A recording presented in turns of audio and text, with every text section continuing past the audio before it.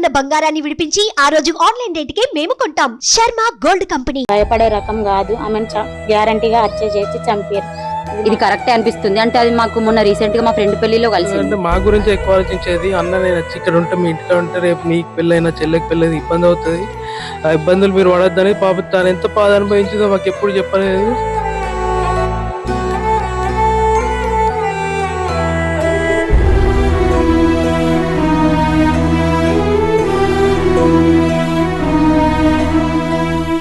కొన్ని రోజుల క్రితం అది ప్రెగ్నెంట్ ఉన్నప్పుడు దాని అత్త మామ వాళ్ళు కూడా ఆమెను ఇబ్బందులు పెట్టినట్టు చెప్పింది మాతో. ఆమె చాలా వరకు ఆమె జీవితం గురించి ఎన్నో కలలు కన్నది, కానీ ఆ కలలన్నీ కలలైపోయినాయి. ఆమె యొక్క భర్త కర్కశత్వానికి ఇవాళ బలైపోయింది. అశ్విని పెళ్లి చేసుకుంటే కొంచెం ఆలోచించి మాత్రం మీరు నిర్ణయం తీసుకొని చేసుకోండి, గుడ్డిగా నమ్మైతే చేసుకోకండి, చాలా చిత్రహింసలు పెడుతున్నారు, నేను ఇబ్బందుల పాలవుతున్నాను అని చెప్పింది.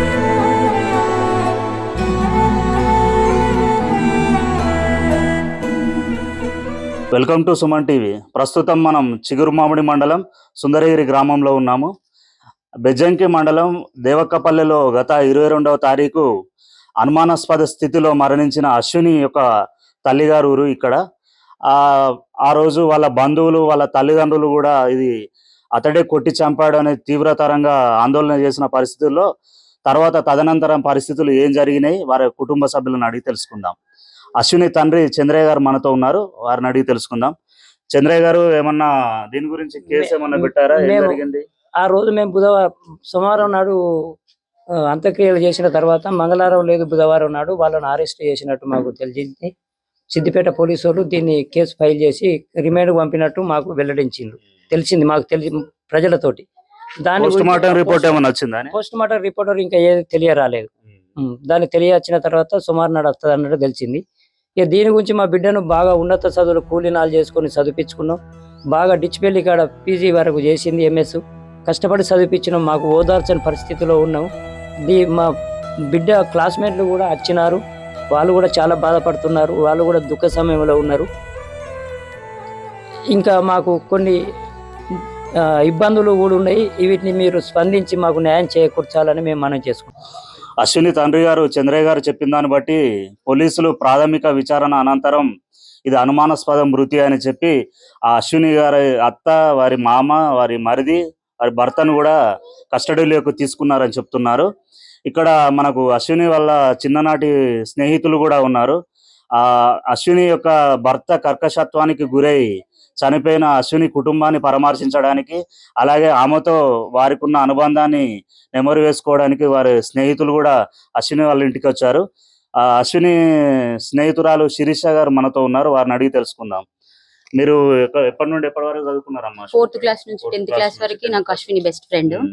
నా పక్కనే కూర్చునేది. నేను, అశ్విని, కావ్య, మేము ముగ్గురం క్లోజ్ ఫ్రెండ్స్. అంటే అది క్లాస్ ఫస్ట్, అదే టాపర్. అది ఇంత అన్యాయానికి గురైందంటే మేము అసలు నమ్ముతలేము. అది నిర్ణయం తీసుకోదు, అసలు ఇది రాంగ్. వాళ్ళ భర్త కొట్టి చంపినాడని అంటున్నారు, ఇది కరెక్టే అనిపిస్తుంది. అంటే అది మాకు మొన్న రీసెంట్గా మా ఫ్రెండ్ పెళ్లిలో కలిసి దాని మనోభావాలను షేర్ చేసుకుంది మాతో. ఏమని చెప్తుందంటే, పెళ్లి చేసుకోండి, కానీ వాని గురించి తెలిసి కంపల్సరీ వాడు మంచోడు అనిపిస్తేనే చేసుకోండి, ఎవరిని గుడ్డిగా నమ్మి మాత్రం చేసుకోకండి అని చెప్పింది. అసలు అది పెళ్లికి ఒప్పుకుందంటేనే ఇంట్లో వాళ్ళ గురించి ఆలోచించి చెల్లుంది, అన్నున్నాడు అని పెళ్లి చేసుకుంది. అది దాని గోల్స్ ఏంటి అంటే గ్రూప్స్కి ప్రిపేర్ కావాలి, సివిల్స్ రాయాలి అని దాని గోల్స్ ఉండేవి. అది ఎంఎస్సీ చేసింది యూనివర్సిటీలో.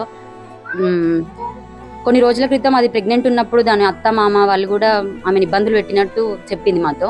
మొన్న రీసెంట్గా మా ఫ్రెండ్ పెళ్లిలో కలిసి పెళ్లి చేసుకుంటే కొంచెం ఆలోచించి మాత్రం మీరు నిర్ణయం తీసుకొని చేసుకోండి, గుడ్డిగా నమ్మైతే చేసుకోకండి, చాలా చిత్రహింసలు పెడుతున్నారు, నేను ఇబ్బందుల పాలవుతున్నాను అని చెప్పింది. అంటే ఇప్పుడు ఏది లేదన్న వార్తను మేము జీర్ణించుకోలేకపోతున్నాము.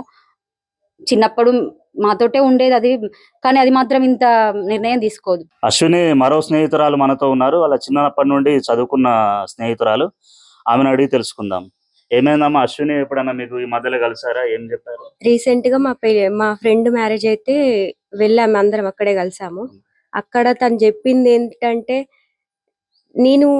తను చెప్పిన విధానాన్ని బట్టి చూస్తే తను మాత్రం ఎప్పుడు ఫ్యూచర్ పైనే చాలా ఫోకస్ చేస్తుంది, భవిష్యత్ ఏంటి అన్న ఆలోచనతో ఉంటది, కానీ తనకి ఇంకా వేరే బయట అటు ఇటు అంత ఏం ఇది అనిపించలేదు. అది చెప్పాలంటే ఇంత తాను సూసైడ్ చేసుకుంది అని అంటే అది నమ్మలేని విషయం అనిపిస్తుంది. తను చాలా డేర్ పర్సనే, కానీ ఇట్లా మాత్రం చెయ్యదు తను. అశ్విని వాళ్ళ ఇంటి దగ్గర వాళ్ళ పక్కపొంటి వాళ్ళు చిన్నప్పటి నుండి ఆమె యొక్క పరిస్థితి మొత్తం తెలిసిన మానస గారు ఉన్నారు. వారిని అడిగి తెలుసుకుందాం అశ్విని ఏ విధంగా ఉండేది అందరితో తెలుసుకుందాం. నా పేరు మానస. అశ్విని భయపడే అమ్మాయి కాదు, మంచిగా ధైర్యంగా ఉండేటామె. నేను చనిపోతానైతే ఎప్పుడు అనలే. మా ఆయన పని చేయడు, అక్క చేయకున్నా కూడా నేను భయపడను ఎవరికి. నా కొడుకున్నాడు, నేను స్కూల్లో మీ వాళ్ళతో పంపించాను, నేను ఇక్కడ జాబ్ చేసుకుంటా, మా వాళ్ళకి కష్టం కానియ్యా అని మా ఇంటికి వచ్చి చెప్పిన రోజులు కూడా ఉన్నాయి. మా ఆయనను అన్నయ్య జాబ్ చూడని, మా ఆయన కరీంనగర్ ఎత్తాడు, అన్న జాబ్ చూడు నేను చేస్తా అని చెప్పింది. చెప్తే కూడా చూసిండు, ఇంటర్వ్యూకి కూడా పోయింది. చిన్న ఆయన అక్కడ స్కూల్ వేసినాక పోతానే అంతలోనే వాళ్ళ ఆయన తీసుకుపోయిండు. ఆయనతో మంచిగానే ఉన్నారు, మంచిగానే ఉంటుండే అక్క. ఇప్పుడు ఆయన ఇట్లా చేయనప్పుడు వచ్చి జాబ్ చేసుకుంటా అని చెప్పింది. కానీ ఆమె భయపడే రకం కాదు. ఆమెను గ్యారంటీగా హత్య చేసి చంపారు. ఇది మాత్రం మాకు తెలుసు. అశ్విని అన్న అనిల్ మనతో ఉన్నారు, వారిని అడిగి తెలుసుకుందాం. చెప్పండి, మీ చెల్లెకు ఎన్ని సంవత్సరాలు అయితే పెళ్ళి? అప్పటి నుండి మీకు ఏమన్నా సాధక బాధకాలు ఏమైనా చెప్పుకున్నారా? మా చెల్లెకి 2020లో పెళ్ళైంది. అప్పటి నుంచి వాళ్ళు అట్లానే బతుకుతున్నారు. చెల్లని చేసుకున్న మా బావగాడు కూడా ఏం పని చేయకపోతుండే. మా డాడీ ఇక్కడ డబ్బులు పంపిస్తుండే, వాడు ఏం పనిలకు కూడా మేమే పైసలు కొడుతుండే. ఒక అడ్డ కూడా కొనిచ్చిండు, IMI కూడా కట్టకపోతే నేను నా ఫోన్లోకి వెళ్ళి కట్టిన రోజులు కూడా ఉన్నాయి. తను ఏమంటుందంటే మా గురించి ఎక్కువ ఆలోచించేది, అన్న నేను వచ్చి ఇక్కడ ఉంటే మీ ఇంటికి ఉంటే రేపు నీకు పెళ్ళైనా చెల్లెకి పెళ్ళైనా ఇబ్బంది అవుతుంది, ఆ ఇబ్బందులు మీరు పడొద్దని. పాప తను ఎంత బాధ అనుభవించిందో మాకు ఎప్పుడు చెప్పలేదు. ఆ బాధ కొద్దీ తను ఇక్కడ రాకుండే, ఇక్కడికి వచ్చినా కూడా ఎక్కువ రోజులు ఉండకుండా వెళ్ళిపోయేది. తను ఎంత కష్టాలు అనుభవించిందో మా అమ్మ నాన్నకు కూడా సరిగా చెప్పేది కాదు. తను ఏమంటుందంటే ఆయన చదువుకున్నా, నా అన్న నాకన్నా జాబ్ చూడు, నేనన్నా నా కొడుకుని చదువుకుంటున్నా అన్న రోజు చాలా ఉన్నాయి, చాలాసార్లు చెప్పేది. తన భర్త తనను ఎన్ని చిత్రహింసలు పెట్టినా కూడా ఆమె ఎవరికి చెప్పుకోకుండా, సరే అతని దారి అతనిదే, కానీ నేను నా కొడుకున్నాడు, నేను నా సొంత కాళ్ళపై నిలబడి నేను ఏదైనా జాబ్ చేసుకొని అయినా ఏదైనా పని చేసుకొని నేను నా కొడుకును నేను సాదుకుంటా అని చెప్పి ఉద్దేశంలోనే ఆమె ఉన్నట్టుగా కనబడుతుంది. ఆమె చాలా వరకు ఆమె జీవితం గురించి ఎన్నో కలలు కన్నది, కానీ ఆ కలలన్నీ కలలైపోయినాయి. ఆమె యొక్క భర్త కర్కశత్వానికి ఇవాళ బలైపోయింది అశ్విని. ఆమెకు న్యాయం జరగాలని కోరుకుంటూ కెమెరామెన్ శేఖర్తో శ్రీధర్, సుమన్ టీవీ.